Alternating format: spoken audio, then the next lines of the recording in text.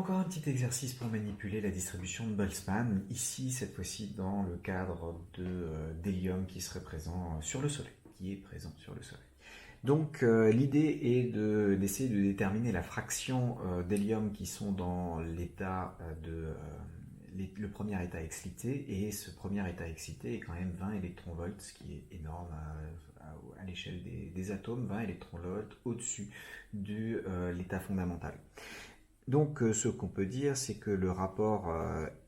N1 sur N0, il est égal à exponentielle moins les 20 électronvolts divisé par kBT, où cette fois-ci la température n'est plus la température à la surface de la Terre, 300 Kelvin, mais plutôt la surface du Soleil qui vaut 6000 et qui permettrait quand même, vu l'état d'agitation de votre système, de penser qu'il y a pas mal d'hélium qui serait dans le premier état excité. Donc quand on fait ce petit calcul, moi ce qui m'intéresse c'est la fraction, on va l'appeler F, cette fraction d'hélium excité, et cette fraction ça va être N1 divisé par N total. Et ce N1 divisé par N total, étant donné qu'on néglige complètement les autres états excités, c'est N1 sur N0 plus N1. Si je divise par N0 en haut et en bas pour faire apparaître mon facteur de Boltzmann, je me retrouve avec cette expression-là, et donc cette fraction va pouvoir s'écrire exponentielle moins l'énergie la différence d'énergie entre les deux niveaux, divisé par 1 plus exponentielle moins cette différence d'énergie divisé par kBT. Bon,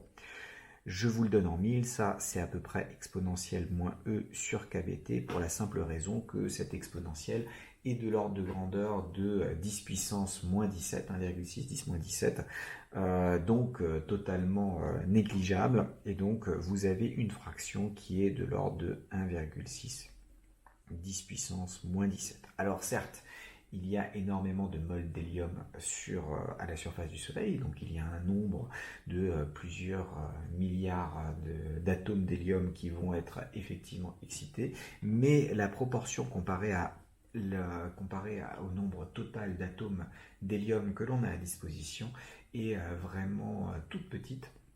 mais ça suffit quand même pour expliquer en fait les raies d'absorption de l'hélium que l'on peut observer à l'intérieur dans le Soleil, et qui furent le premier endroit où l'hélium a été détecté